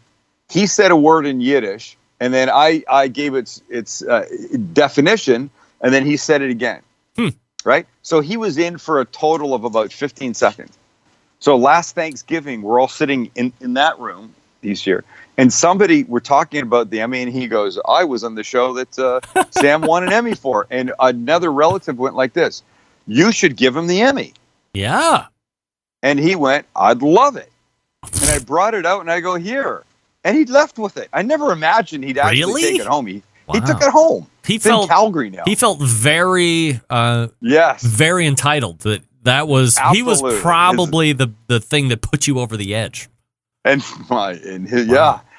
the only your name has to be on the Emmy, when it's submitted for consideration, and you have to have played a substantial role. Yeah. You edit, you host, you do the music, whatever the category is. But whatever. Can I show you something? Do you? Sorry, go ahead. I was just going to say. I mean, I don't want to get in the weeds on the Emmy stuff, but Go get in the weeds. I think it's interesting for friends of mine that don't know about it. They always like to talk about it because they don't. It's always fun to hear about stuff you don't know, right? So you have the cookingguy.com website, and then of course for fans of mine that is this going to be right? For fans of mine that were introduced to you by me through the Sam Livecast, which originally was a live show, like this show was live every Tuesday, and then subsequently it's become like pre-recorded or whatever you want to call it, but it's still a fantastic show. So you have your son that shoots it and does all the posts and all that stuff. We now call it Sam the Cooking Guy Online. All right. So which kind of makes more sense as opposed to the live cast thing, because it is certainly not live anymore. Absolutely. We're not trying to bullshit anybody. Right. Yeah. So is the Emmy guy different than your son that is shooting, who is also, by the way, like if you've ever seen the Sam Livecast or, whatever the incarnation is today, I mean, Sam's son is an absolute wizard with post-production and shooting and photography and all that other stuff. Yeah, he's doing a great job. Yeah, Max is great. And the stuff we shoot for Bed Bath & Beyond and a few other like corporate people is definitely more polished than the online stuff. Yeah. But his real love, and he's going to leave me soon, is shooting music, like live music, and then turning that into stuff. He was just in, Michigan or Atlanta or some place this past weekend shooting a DJ from Copenhagen or Denmark, someplace. I can't even remember the guy's name. Doing live sets at this amazing outdoor concert. The kids these days, I got to tell you, they go to these things that, they're really not like singers. Yeah. They're DJs that perform. And a DJ is not a DJ anymore. Yeah. My friend, I'm sure you know that you've got daughters of that age, as I have sons of that age. And they're really artists. They don't just, and now Staying Alive by the Bee Gees, and they drop the needle. That doesn't happen anymore. Oh, no. It's these guys Skrillex, are mixing and putting stuff together. I mean, it's really fantastic. Yeah, no doubt. It's really fantastic. Yeah. You don't have to like the music to appreciate these guys' talent. Yeah. Oh, there's no doubt about it. There's okay, I'm not going to tell that story because it would completely blow up my credibility. So I'll leave that for the back. Will you call me tomorrow? Yeah, we'll talk about it off air. So, okay. Thank you. Canada Day was it Saturday? Canada Day was the first. So that was Friday. Yep. 150 years old was the country. You are originally... I'm not 150 years. I'm originally from Vancouver, Canada. Right. Originally Canadian. So what does Canada Day mean to you as a guy who has now been living in America for a number of years? It means an awful lot. So I'm still Canadian. It's where I'm from. It's my roots. It's like I would imagine, Independence Day would mean to you if you moved to Canada, right? It is where you're from. It's what you grow up with. It's what you know. And look, I could blindfold you, put you in a plane, and drop you in Toronto, and you might think you were in New York if you didn't recognize Canadian store, signs or that kind of thing. It looks like Toronto. I mean, it looks like New York. In fact, Toronto's been used for New York many times in movies, as has Vancouver. But about an hour after being there, you'd start to really sense that there was a difference. Yeah. And it is a kinder, gentler place. I can't remember which president said that. I think it was one of the Bushes. refer to Canada, or maybe, I don't know, maybe somebody further back than that, kinder, gentler place. And it really is different.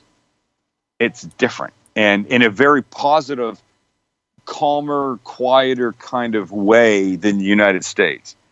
And so that's what I grew up with, and that's what I remember, and that's what I'm proud of. And I follow some, Canadian photographers on Instagram that I really like, and it's just great to see that kind of stuff. Yeah, love going back. And when I go back and I'm at my mom's house or something, and I put on the news, and I come across the 6:00 evening news, it sounds like a Saturday Night Live skit about Canada. Yeah. The accents are so heavy. And I'm not talking a French-Canadian accent, which is a whole nother thing. Yeah, I'm just Canadian, talking about the regular, a boot and hoots and, that kind of stuff like that. Yep. I wouldn't make pizza dough in a processor. I'd make it in a processor. Right. I wouldn't have a taco. I'd have a taco. Right. It's that kind of thing, And it's funny to hear it, and it's great to be around it, and I love it. And there's certain Canadian sensibility things that you feel that you just get.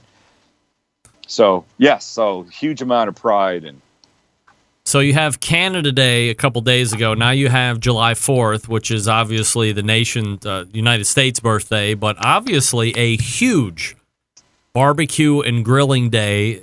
It's odd that it happens like on a Tuesday, right? I mean, I literally worked yesterday. I'm off today. I'm going to have to go to work tomorrow, which kind of sucks. How weird is that? Yeah. Wait, let me ask you a question. Are you seeing this feed as slow and jerky as I'm seeing it? No. Or does it look okay to you? That looks all right. Okay, hold on. I do hear some flip it.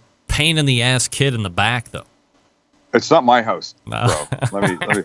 I don't know how to. Oh, here's the camera. Okay, watch. Yeah. What are we doing? Okay, so here's my setup, right? Wow. There's my computer if I need it. There's my cocktail if I need it. What is that? And here's what's that? Yeah.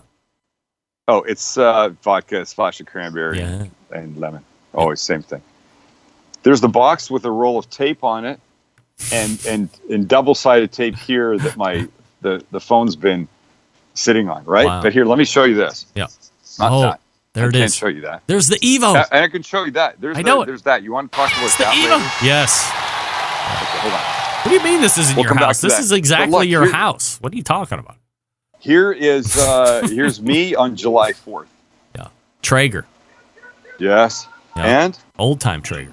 Look at that. Meat ribs. Beef ribs right there, ladies and gentlemen. Got that right. Look at this guy. Are those your... I wish I could. See, do you see this one? Yeah, wow. What's happened here? What happened? I've been chewing on it. I've been pulling pieces off. They're actually ready. Yeah. If I wasn't talking to you, I'd be eating them right now. I'm trying to figure out how to show you. Oh, beautiful. Oh, my Lord. Look at it just pull right off. Is that like a butter knife? That's, Oh. There's nothing. And I don't know if you can see the smoke ring on wow. that. Oh, yeah. There's tremendous. ring color there. Tremendous. Watch. Hold on. Oh, now you're going to eat it right in front of us, right? Wow. That looks great. Is that beautiful? Texas ain't got nothing on you, Canadian. I don't know. So you know what's on this is, shit, it's hot. Ow, ow, ow. Yeah, it's in a cooker. It's in a cooker, I know. It's a couple hundred degrees. Look how unctuous that looks. Wow. Right? Yeah, very nice. Ow. Yeah. So... People on audio are going to be pissed that they can't see this, but that's all right. I got to flip this around. Wait, now I can't do this. Hold on. There we go. Wow, look at pro. You're a pro. So, look at this guy. I don't know if I can. If you can, I don't know how well you can see. Oh, it's just.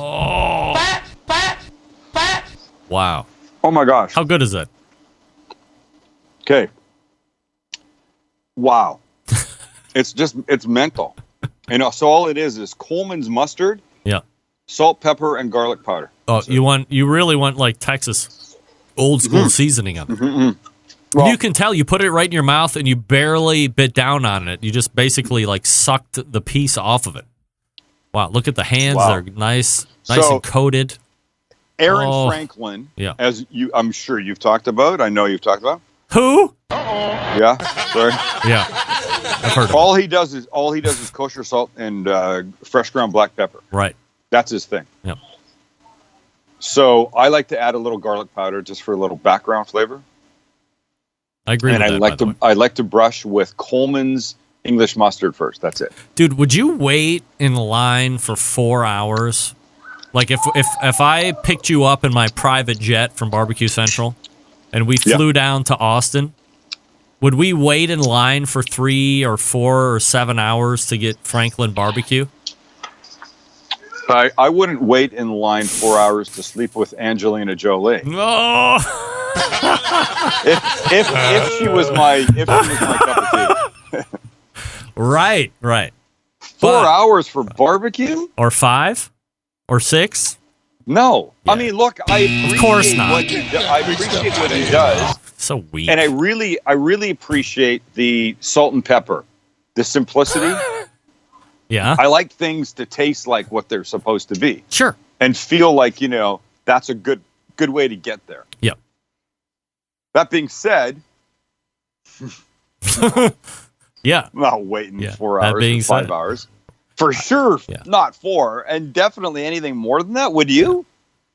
Okay, so here's the deal. Oh, no. You did? Hold on. Let's do a quick break. I'll come back and I'll tell you exactly what I think about that. And then we'll take a look at that. How long do I have? Can I refresh my drink? Yeah, you got like 3 or 4 minutes. You got time. Okay, cool. All right, cool. All right, stand by. All right, we'll be back with Sam, the cooking guy, here in just 1 second. We're going to talk about Aaron Franklin. Aaron, if you're listening, what I say is going to be done out of peace and love. Believe me. All right, folks, let me talk to you quickly about the Pit Barrel Cooker. Oh, gang, pulling the trigger on a new cooker can be nerve-wracking sometimes. Temperature control, fire management, what woods to buy. Who needs the hassle? Might I strongly suggest a Pit Barrel Cooker. The Pit Barrel Cooker makes cooking simple and fun, and it just might be the most unique, versatile, and easy-to-use cooker available on the market today. Imagine a single cooker that will turn out great traditional barbecue meats like briskets, pork shoulders, and ribs, while also being able to ramp up in temperature to do those burgers, chicken wings, and dogs. Versatility, all thanks to the revolutionary design that goes beyond traditional convection. The hook and hang method places the food in the center of the heat, so it's acting like stationary rotisserie. Not only is the Pit Barrel a fabulous cooking vessel, it's aesthetically sexy as well. It's not only built to withstand heat, but thanks to its porcelain enamel finish, the Pit Barrel is able to withstand any type of weather. Extremely portable, it fits in the back of most trucks, vans, and SUVs. Ready to go wherever you are. Of course, all barbecue folks love accessories, and the Pit Barrel doesn't disappoint here either. From the rubs to the stainless steel rub shakers to the unique removable lash pans, pit grips, turkey hangers, hinged grill grates. There is a full line of accessories that really complete the Pit Barrel cooking experience, to include beer koozies and cooking or coffee mugs, right? Best part, $2.99. The Pit Barrel ships fully assembled, ready to cook on, and free right to your door. Not only does the cooker ship free, but with so few returns, everything they sell ships free to lower 48 continental U.S. states every day. No promo code, no coupon needed. Don't take my word for it. The folks at AmazingRibs.com give the Pit Barrel a top 10 rating in their gold division 4 years in a row. Head on over to pitbarrelcooker.com and see what everybody's talking about. Be sure to check out their full collection of short how-to videos, then pick up 1 or 2 for yourself. You'll thank me later. If you have any questions, you can contact them directly through the website or call 502-228-1222. That's 502-228-1222. And yes, they'll actually talk to you. Find out what great customer service is all about, won't you? pitbarrelcooker.com. That's pitbarrelcooker.com. More with Sam the Cooking Guy right after this. Stick around. We'll be right back.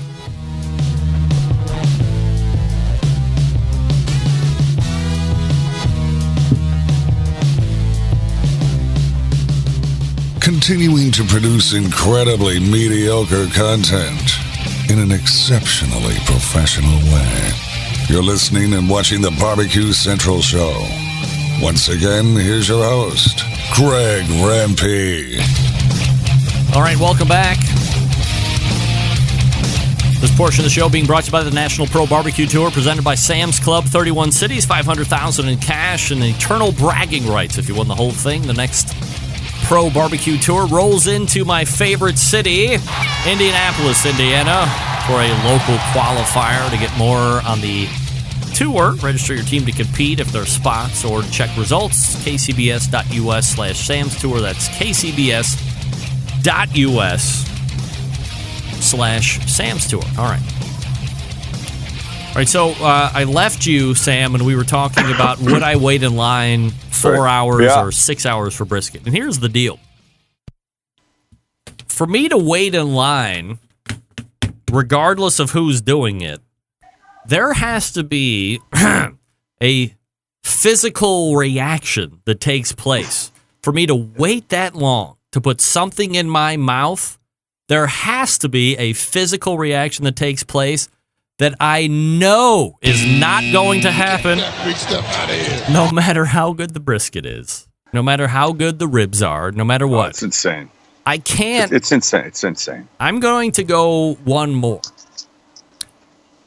There has been such a line, and there has such talk, and there has been such adulation heaped.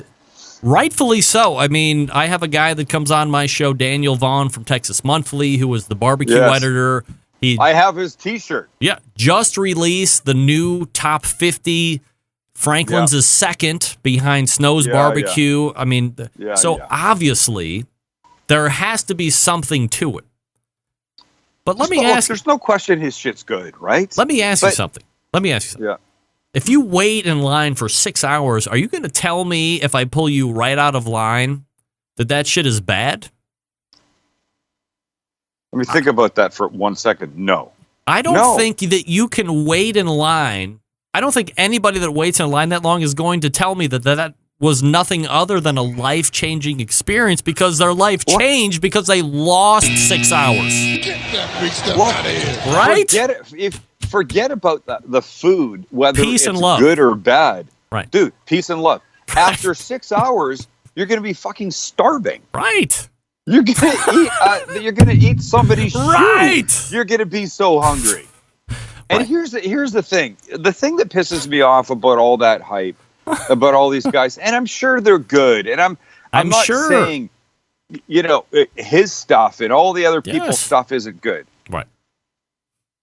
But what bothers me is that I feel like it puts the food at such a high level. Right.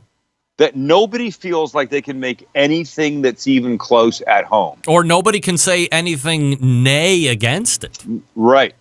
And you know what? Like my purpose for being is to encourage people to make their own stuff at home better. Don't just go out and buy a burger, make a burger. Don't buy a pizza, make a pizza. Yeah. Don't make fettuccine Alfredo or whatever. Make it, don't buy it. Stop buying fast food. Fast food has a place. It's okay. But that being said, I really want to encourage people to do their thing. And I fear that when that kind of stuff happens, you go, why should I bother trying making my own barbecue? And it's going to suck. It's never going to be as good as something that people would wait 8 hours for. Yeah. I'm telling you, that beef rib and I've never made beef ribs before. This is my first time. Looks pretty good. It was fantastic. Yeah. Fantastic. What I have left over will become tacos tomorrow. Yeah. My next cookbook in my head is about reusing leftovers because I think people don't do it enough. But I certainly wasn't that guy. For the longest time, I was throwing stuff out left and right. Wow.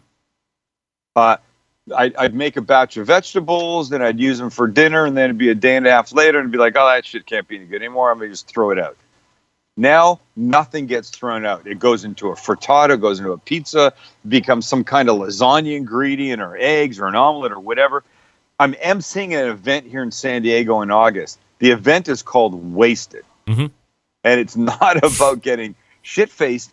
It's about chefs having to use the things in the kitchen they normally throw out. Yeah. Potato peels, lemon rinds, whatever. Beet tops, carrot tops, that kind of thing. And it's a really good idea. Really good idea. We throw away 40% of the food that we produce, which shouldn't happen. We should be hanging on to it.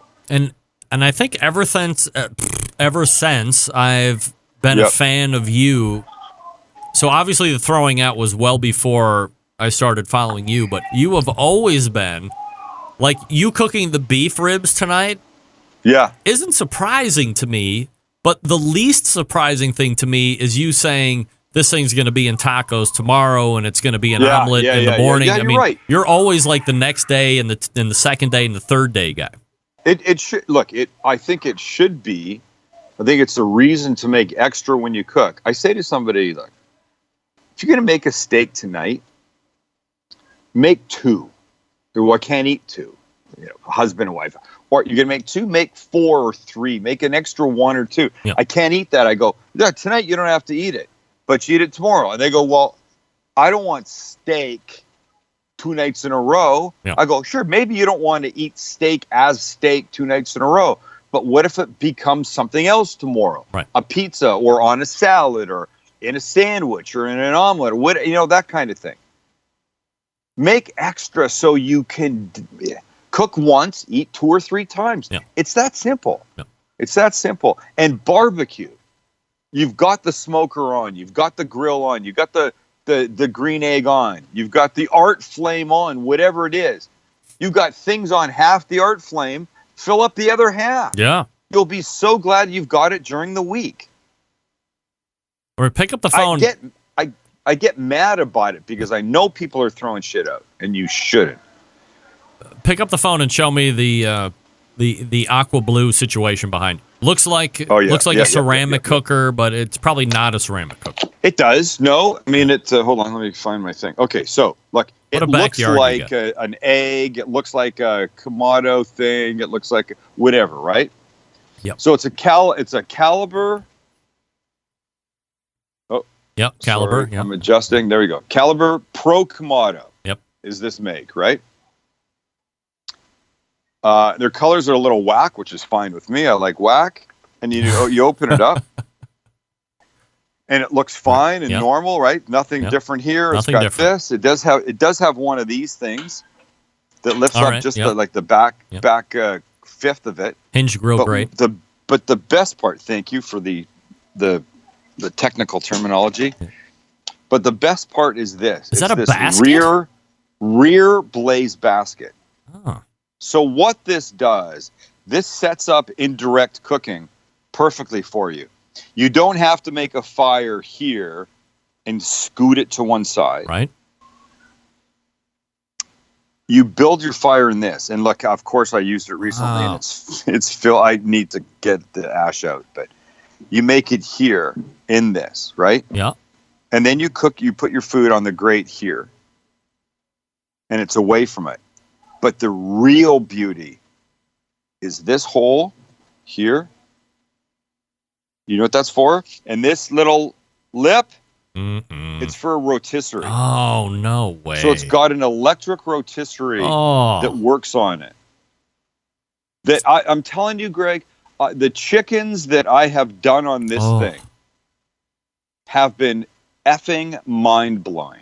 So this is almost like for those super rich grills that have like that infrared rotisserie burner set in the back.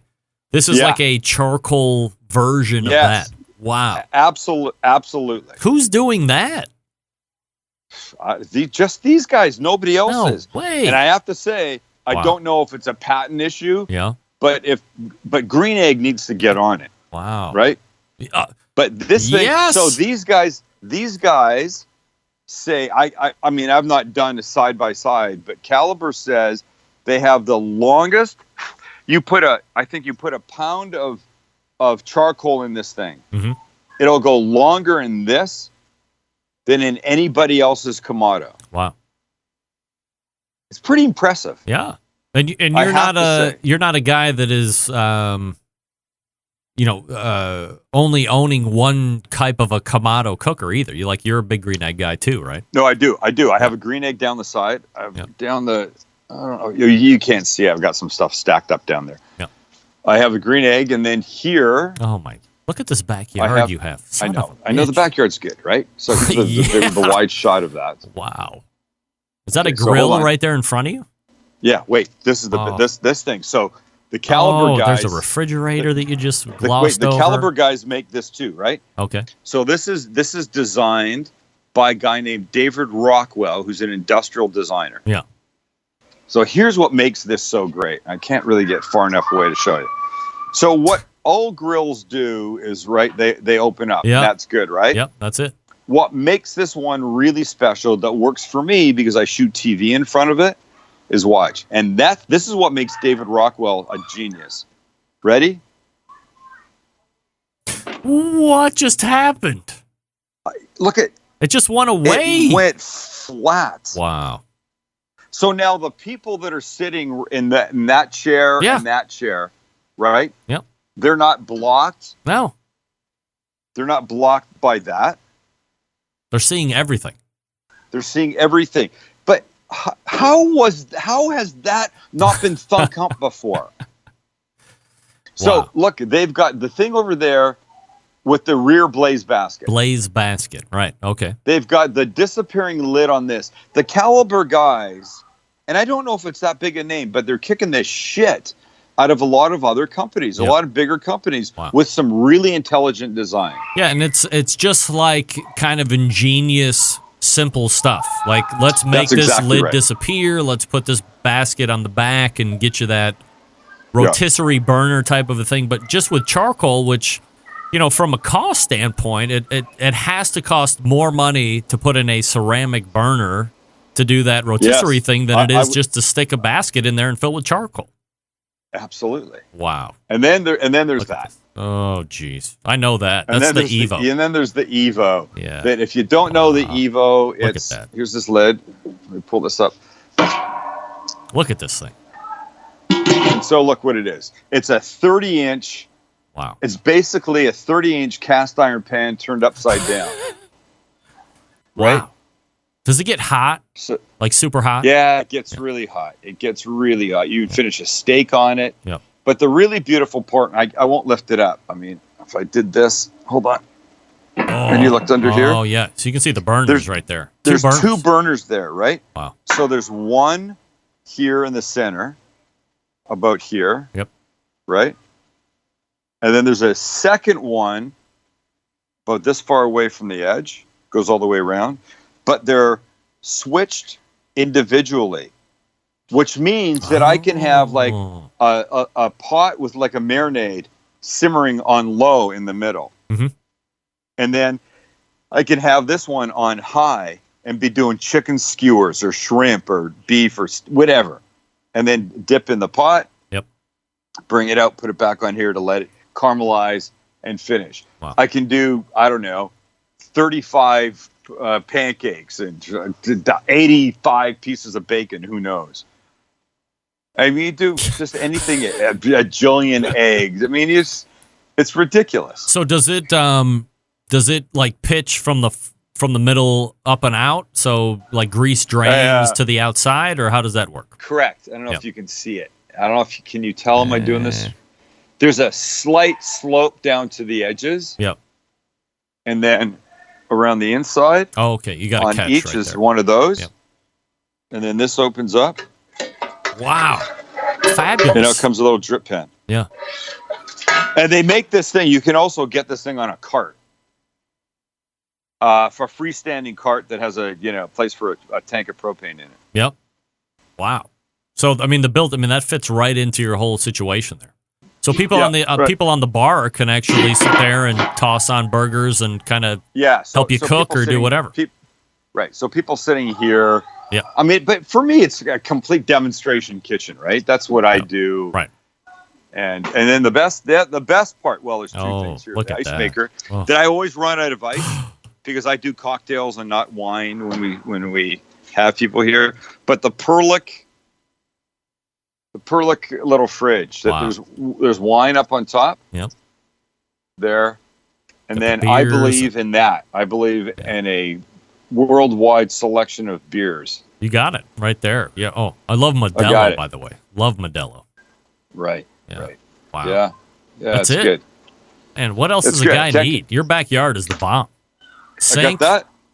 Yeah. I got that. I've got the Traeger. Yep. Living right there. And that's it. I mean, I don't know. What else do I need? I don't need anything else, honestly. Yeah. I think you. I can't complain. I'm a pretty happy kid. Yeah. You need a roommate. The stuff that I've got. You need a roommate. What? You need a roommate. Oh, Me, yeah, a guy from I have Cleveland. one. Yeah. Well, I've Yeah. had the same roommate for 32 years. Yeah. Are you suggesting I need a new roommate? No, never. Just an additional roommate, of course. An additional, right? I got you. Yeah. So, by the way, you can check Sam the Cooking Guy out at thecookingguy.com. And quickly before we go, I thought the TV show was going to be in the greater Cleveland area at this point, but what's the deal with the show right now? I don't know. I'm in 20 other cities besides San Diego. Yep. I don't know. I'm trying to figure out how to get there. I mean, I don't know if I can, but it's very difficult. It's complicated, and whatever. We're working on it. I don't know if it'll happen. TheCookingGuy.com. I thought I was going to be there. Yeah. Well, I thought you were going to be too. TheCookingGuy.com is the easiest way to get you, though. Yeah, you watch all the shows there. I mean, it's not the same as turning me on, sitting around the TV with the family on a weeknight and saying, "Hey, everybody, let's watch Sam." And there I am on a bigger screen as opposed to your phone or whatever, your laptop. No doubt. But well, on July 4th, and the second hour, Sam has pulled me out of the gutter and produced a great second hour. Sam, always appreciate the time and your friendship, and we'll talk to you soon. My pleasure, my friend. All right, take care. You're good. There he is. I want to hear that. What? I want to hear that story tomorrow. I want to hear that story tomorrow. Oh, yeah. I'll call you tomorrow. My phone's dropping. It's time to end the segment. Okay, there you go. Bye-bye. It's Sam. Wow. Who doesn't like that guy? All guests on the Barbecue Central show appear via the Smithfield Hotline. Doing your boy a solid in terms that most of you will never know. I can tell you this, though. The Chops Power Injector System is something you're going to want to get your hands on here in 2017, and 2017 rapidly coming to a close. It comes in 3 awesome sizes to fit your injecting needs. Each of their patent-pending Chops Power Injector Systems features not 1, not 2, but 4 needles, evenly spaced at the perfect distance, ready for injecting. The number one seller, the half-gallon Chops Power Injector System, designed for the competition guy or the backyard warrior like me. Easy to use, clean it, fill it, pump it, and away you go. If you have just one brisket or pork shoulder to do, you don't need to fill it all the way up. Just put in what you need. It will use it all. Comes with a whole bunch of stuff. It's $100, plus you pay the shipping. Then you have the 1-gallon Chops Power Injector System, designed for catering and bigger jobs. It holds double the amount. That's why they call it the 1-gallon. Some use it in competitions like when you cook MIM or 10 shoulders to get a perfect 1. It comes with 14-gauge needles, 2 replacement plastic needle adapters, 3 plug screws, and a needle protector. This one's $120, plus you pay the shipping. The newest one is Chops Full Power Injector System. It's electric and is the commercial and competition Big Daddy. Not a holding tank this time, but a 3.5-foot pickup tube. From a few ounces to a 55-gallon drum was designed for Chef Rob at the best barbecue restaurant in Kansas City, and he has said time and time again that with the Chops Full Power Injector System, his briskets are better than ever. It comes with metal needle adapters, 14-gauge needles, 3-inch 12-gauge needles, 2-inch 11.5-gauge needles, 3 plug screws, and a needle protector, $325 plus shipping anywhere. A number of the top pitmasters in the world use the Chops Power Injector System every day to make their barbecue better than the rest. Here's the deal. We live in a foodie world that now requires flavor in every bite. This is how you do it and do it fast. And it's not just for meat. How about alcohol-infused watermelon? Have I piqued your interest? Of course. Every injector hand-assembled, made right there in Kansas City, Missouri, USA. If you want extra accessories, they got them. Want to shoot medium ground spices? They have you covered for that. They have 2 3-inch, 4-inch, 12-gauge needles also. They have 2-inch closed-tip needles, perfect for shooting fatty meats. Keep your plugging up from needles with fat. They sell replacement stock needle adapters and plug screws. They have a great upgrade you can buy to make your Chops injector bulletproof. Metal needle adapters. How about that? Chops Power Injector System. Give your barbecue power. Barbecue Kansas City. That's Barbecue Kansas City. BARBEQUE. BarbecueKansasCity.com. We'll be back to wrap up the show right after this. Stick around. Be right back.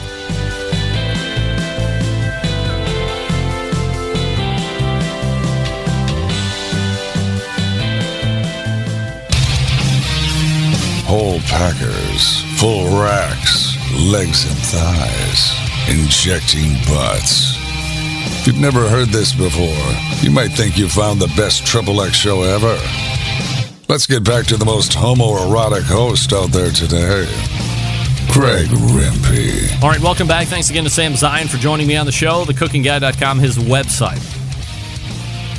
All right, now let's go ahead and try and make it out on time here so everybody has a great 4th of July. All the way back in the first hour, we talked with Ray Lampe, Dr. Barbecue. He's a Hall of Famer. Then we had Jason King, BBQ, the numeral 4, the letter U, food.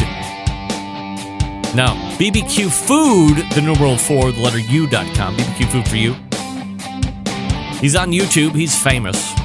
Second hour, Sam Zion, Sam the Cooking Guy, TheCookingGuy.com. Next week, no show. Make a mental note of that. It'll be a replay. I apologize for that.